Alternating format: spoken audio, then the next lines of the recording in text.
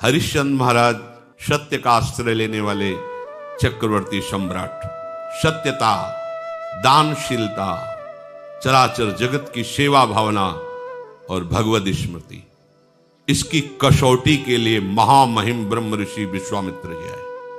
उनका एक बहुत सुंदर वन था, एक विशाल वाराह उसको विध्वंस कर रहा था। मायाकृत वाराह को विश्वामित्र जी ने प्रकट किया। जितने सैनिक थे उसके भयवश भाग पड़े। ऐसा विशाल वाराह, कोई अस्त्र शस्त्र उसके काम नहीं कर रहा था। जाके सूचना दी। चक्रवर्ती सम्राट थे, बलशाली भी थे, और का चिंता की बात नहीं। घोड़े पर सवार हुए वहां पहुंचे तो कोई वाराह नहीं। भगवान के महान महिम स्वरूप को जानने वाले विश्वामित्र जी, जिनके चरण भगवान दावे हैं, चरण चापे विश्वामित्र जी खड़े थे। प्रणाम किया साष्टांग। अहो भाग्य, आज तो भगवान हमारे ऊपर बहुत प्रसन्न हुए। आप जैसे महामहिम ब्रह्म ऋषि के दर्शन हो गए। प्रभु आज्ञा करो, आपकी क्या सेवा करें। घुटनों के बल बैठे हुए, हाथ जोड़े हुए विश्वामित्र जी से, बस राजन, अगर सेवा की बात कहते हो तो घोड़े की लगाम और खजाने की चाबी दे दी। वो हंस पड़े। महाराज केवल 2 चीजें? हाँ, तुम दो तो। दिया। फिर 20 भार स्वर्ण दक्षिणा में दीजिए। 20 भार, जितना चाहे। मिथ्यावादी, तेरा क्या रह गया? खजाने की चाबी मतलब मेरा पूरा खजाना। घोड़े की लगाम अर्थात जहां तक चक्रवर्ती सम्राट पद में तूने यात्रा की, मेरा सम्राट पद वही जो चारों तरफ विजय प्राप्त की। बात सत्य? हाँ, तो 20 भार स्वर्ण दक्षिणा। महाराज, मेरी तो बुद्धि चकरा गई। सब कुछ आपका है, ये तो पक्का। अब ये 20 भार स्वर्ण, हमें उपाय बता दीजिए। तो इस राज्य से निकलो, तुम्हारे राज्य की सीमा के बाहर है काशी। काशी किसी राजा के शासन में नहीं, भगवान विश्वनाथ जी की नगरी है। जाओ वहां, छोड़ो ये राज्य और बिको, और तीनों के बिकने पर जो स्वर्ण राशि प्राप्त वो दे दो, हम संतुष्ट हो जाएंगे। दक्षिणा देखो, कसौटी। हाँ, सत्य को अपना जीवन बनाने वाले, सब कुछ भगवान का है, हम उनके दास हैं ऐसा मानने वाले, भगवान के भक्तों में श्रद्धा रखने वाले, उनके लिए कोई कष्ट नहीं होता। सत्य संध के लिए प्राण चले जाएं, सर्वस्व नष्ट हो जाए, पर वो अपने मार्ग को नहीं छोड़। हरिश्चंद्र जी ने विश्वामित्र जी को देने के लिए अपने दक्षिणा के लिए काशी में गए। अब चक्रवर्ती सम्राट को कौन खरीद सकता? जानते तो सभी थे। जहां वो कहते मुझे कोई खरीद ले, पर मुझे 20 भार स्वर्ण चाहिए। मेरी पत्नी, उनकी शैव्या पत्नी, बड़ा मतलब कारुणिक प्रसंग है। जो महलों से बाहर कभी किसी ने देखा नहीं, वो बिकने के लिए अपने पति के साथ, देखो उनका पातिव्रत धर्म, कि आप हारे हो, हम थोड़ी हारे हैं, जाओ तुम्हें जहां जाना है। और पुत्र रोहित कुंवर, तीनों साथ काशी में बिकने के लिए। कौन खरीदेगा? आज भी हरिश्चंद्र घाट है काशी में, तो वहां डोम स्वरूप में खरीदने वाले आए। कहा हमारी पत्नी, पुत्र और हम तीनों के बिकने पर मुझे 20 स्वर्ण भार चाहिए, जो दक्षिणा में देना है। बोले उनको तो नहीं खरीद सकता, मैं आपको खरीद सकता हूं श्मशान की रखवाली के लिए। बिक गए। एक ब्राह्मणी ने उनकी पत्नी को खरीदा, तो बच्चा उन्हीं के साथ रहेगा। कुछ दोनों की धनराशि मिलाकर दक्षिणा विश्वामित्र जी वहां से चले गए। अब वो कैसे कठिन कष्ट को सह रहे। जो चक्रवर्ती सम्राट, उसकी दिनचर्या क्या होगी? एक धर्मात्मा, सत्यवादी। और अब दिनचर्या क्या है इनकी? ड्यूटी, सेवा लगा दी। श्मशान में जो भी शव फूकने आवे उसे कर लेना। और काशी एक ऐसी नगरी है जहां रात दिन शव फूके जाते हैं। जैसे लकड़ी का टाल लगा रहता है, ऐसे काशी में 100 का टाल लगा रहता है, मुर्दों का। 50 चिताएं ऐसे जलती रहती। वहां घाटों पे ही तो रहे 50 चिताएं। दशाश्वमेध घाट है, मतलब 50 फूक रहे तो 100 इधर 100 उधर, ऐसी सब। वो महाश्मशान भगवान शिव के तांडव का। चिता भस्माले को करल मसनम दिक्पट धरो, जटाधारी कंठे भुजगपतिहारी पशुपति कपाली भूतेशो। महामहिम शिव की वो तांडव स्थली है। उसे हटकर हरिश्चंद्र घाट है। सोचो जरा, ऐसा महामहिम चक्रवर्ती सम्राट की सुविधा में पलने वाला शरीर, श्मशान में 24 घंटे की सेवा, भरण पोषण करने वाला मालिक कौन? डोम, उसकी आज्ञा पर, और उनको खाने को सूखे अन्न को, चना, कोई कसौटी कसी जाती है तो हमारा तन नहीं, हमारा परिवार नहीं, हमारा राज्य नहीं, हे नाथ मैं आपका हूं, ये सत्य है, तो दिखाओ परीक्षा में कि आपका कुछ नहीं है, और आप सत्य का ऐसे पालन करते हैं। जो वहां कर मिलता था उसे जाकर के मालिक को देना, और हर समय इसमें साथ में रखवाली करना। जब विश्वामित्र ने ये देखा, ये तो पूरे के पूरे पास हो रहे, मृत्यु को आज्ञा दी, तत्काल प्रारब्ध की रचना बदला जाए और इनके पुत्र को मारा जाए। सांप बन करके मर गया। जिस ब्राह्मणी के आते उसने कहा कि मैं तो खरीद चुकी हूं सेवा के लिए, ये थोड़े हम तुम्हारे बच्चे के संस्कार के लिए पैसे लगाएं, वो एक बार में खरीद लिया, आप करो जैसा करना। हरिश्चंद्र जी महाराज इस विषाद में, इसके पास एक भी कोई सुविधा नहीं, क्योंकि बिके हुए के पास क्या सुविधा होती है? तो मालिक जैसे रखता है वैसे रखना होता है। बच्चे को गोद में लेकर के, अब मां का हृदय तो मां का होता है ना, अंदर से महान दुखी कि कम से कम सही माने में संस्कार तो कर दे। मांगना तो है नहीं स्वभाव में, बिके हुए को मांगने का अधिकार नहीं होता। मालिक की तरफ से कुछ मिलना नहीं। एक वस्त्र था, उसका एक टुकड़ा फाड़ा, बाजार से जाकर जो कुछ धूप आदि अंतिम समय जो थोड़ा सा, श्मशान में पहुंचे, अपने पति की तरफ देखा और जोर से रो पड़े। उन्होंने नेत्र नीचे कर लिए। हरिश्चंद्र जी ने कहा, सावधान, मेरे मालिक का श्मशान घाट है, यहां अगर अपने बच्चे का शव दाह करना है तो आपको कर देना होगा। रो पड़े, आपका भी तो पुत्र नहीं, मैं सिर्फ डोम का इस समय नौकर हूं, बिका हुआ, बिना कर लिए आप इस घाट पर दाह संस्कार नहीं कर। सुनका स्वामी आपको पता है ना, आप पहचान रहे हो ना, मैं सिर्फ एक बिका हुआ नौकर, अगर आप यहां संस्कार करना चाहती है तो आपको कर देना होगा। तो आप ही बता दो ना कि अब कर में क्या दूं, शरीर भी तो बेच दिया है, क्या है? एक पुत्र है, वो भी मृत्यु को प्राप्त हो गया। आपकी ही सत्यता का पालन करने के लिए सब है, आप ही बोल दो ना क्या कर।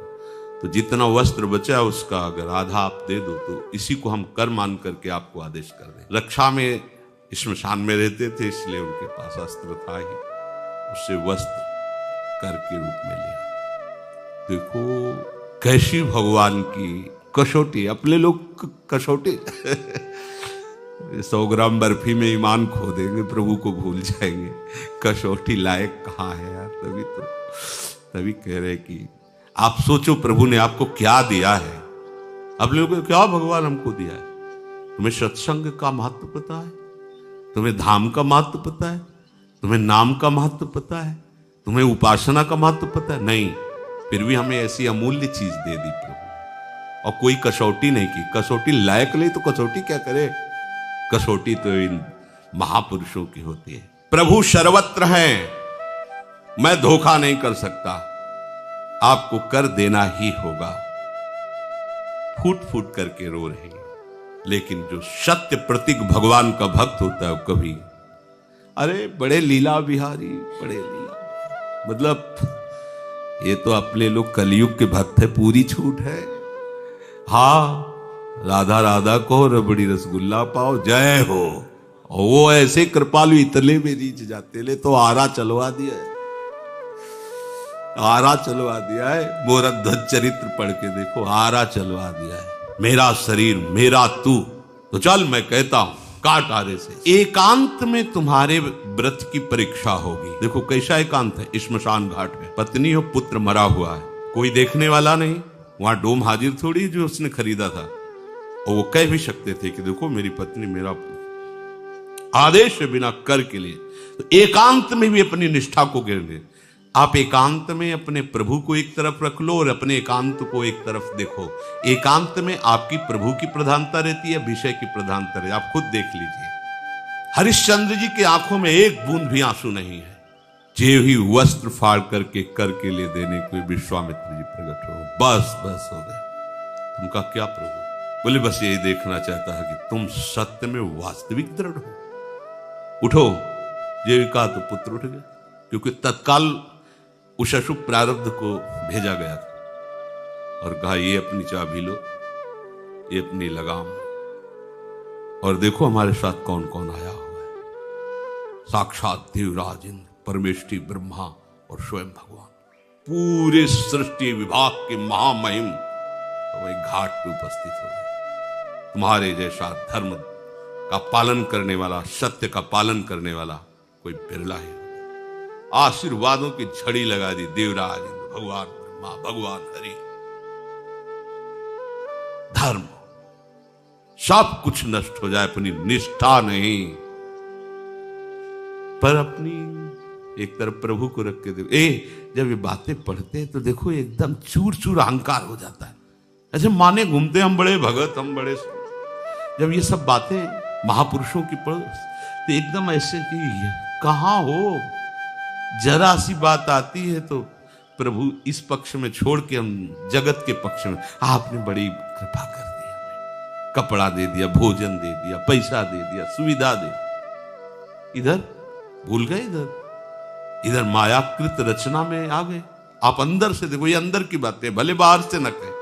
अतएव भगवत मार्ग में चलने वाले की दृष्टि में केवल भगवान ही लाभ होने चाहिए, और सब कुछ ये लाभ नहीं है। यह लाभ शंकर माना, भगवान के भक्तों के संग से भगवत प्रेम में अश्रु बह रहे, ये लाभ, ये महान लाभ है। भोग प्राप्ति में नहीं, भगवत प्राप्ति में लाभ है। ये विष भरी मिठाई है, यहां का प्रणाम नमस्कार, यश कीर्ति, यहां की धन संपत्ति का गर्व।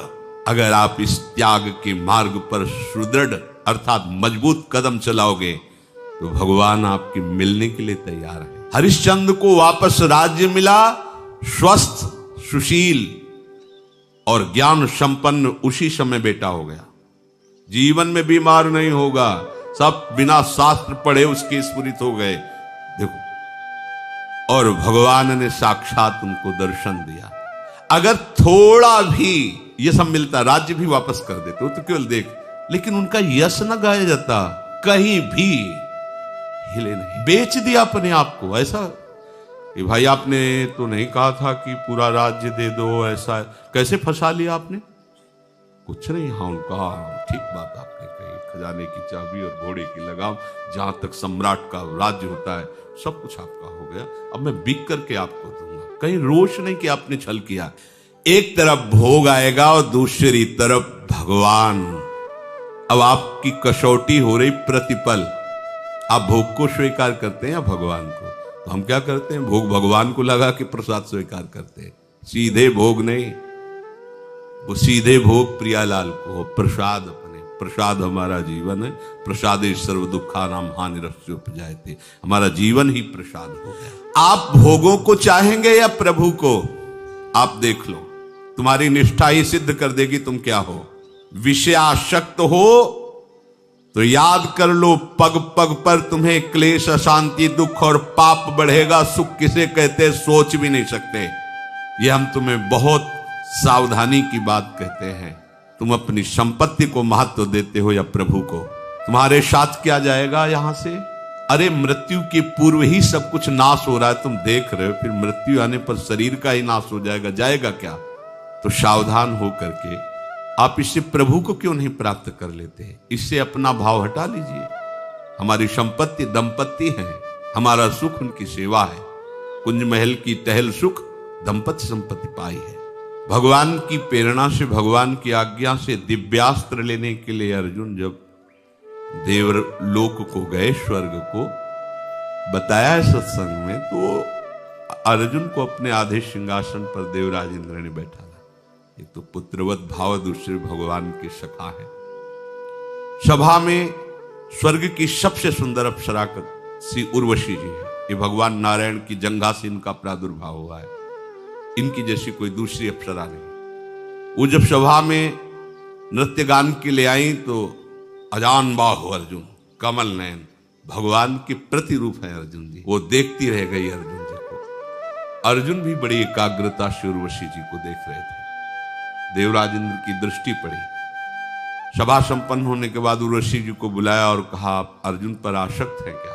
तो बोले, कोई भी आसक्त हो सकता है, वो ऐसे शूरवीर है। बोले, जाओ आज उनकी सेवा में उपस्थित हो, हमारा आदेश है। उर्वशी जी जहां से चलती है तो उनके साथ जैसे कोहरा छाया हुआ, ऐसे घना अंधकार रहता है आसपास, कोई दूसरा देख नहीं सकता बादलों का। और सौरभ से सुवासित वो मार्ग अपने आप हो जाता है जहां से उर्वशी जी अर्जुन के महल में पहुंची। अर्जुन ने जे देखा उर्वशी जी आई, आसन से उतर पड़े और घुटने के बल होकर के वो किसी और भाव से आ रहे तो कांप गए। ये क्या, तुम जानते नहीं हो तुम क्या कर रहे हो? अर्जुन का, जानता हूं, मेरी माता कुंती और आप में बिल्कुल मुझे फर्क नजर नहीं आ रहा। माता माद्री और माता कुंती, उसी दृष्टि में आप मेरी हो। बहुत रोषा है। उर्वशी जी ने कहा, देवराजेंद्र ने आदेश किया है आपकी सेवा में उपस्थित होने, आप ऐसा व्यवहार मत कीजिए। अर्जुन जी से कहा। अर्जुन ने कहा, फिर मैं तुम्हें बता देता हूं कि मेरी दृष्टि नहीं परिवर्तित हो सकती। जय बार आप मेरे को प्रेरित करेंगे, तय बार मैं माता कहकर संबोधन करूंगा और उसी दृष्टि से देखूंगा। आप देखो, जहां उर्वशी जी का ऐसा कभी प्रसंग आता है तो बड़े बड़े ऋषि मुनि जो तप प्रधान हैं वो मोहित हो गए, लेकिन भगवान का सखा मात्र भाव है, एक मिनट भी विचलित नहीं। तो ऐसे ही एक तरफ भगवान है, एक तरफ माया की रचना है। अब आपकी उसी समय निष्ठा की परीक्षा होगी। आप देखते रहना, ये भगवान परीक्षा नहीं लेते, आप समझो भगवान तो बड़े कृपालु हैं, लेकिन वहां तक पहुंचने के लिए अनंत शक्तियां भगवान की हैं। वो योग्य बनाती है हमें, भगवान की योग्य बनाती है। तो जब हम फेल होते तब फिर महापुरुषों की कृपा हमें उठाती, आगे बढ़ाती। पर आपको पास होना पड़ेगा इस बात में। एक तरफ आपके प्रभु हैं और एक तरफ है माया का आकर्षण। उस समय आपको सावधान होना है। आप कुछ भी खा रहे हैं, पी रहे हैं, देख रहे हैं, सुन रहे हैं, बोल रहे हैं, चल रहे हैं, तो भगवत स्मृति है कि नहीं? अगर नहीं है तो आप लुट गए उधर। ये प्रियाजू का है, हम सब प्रियाजू के आश्रय में रहे।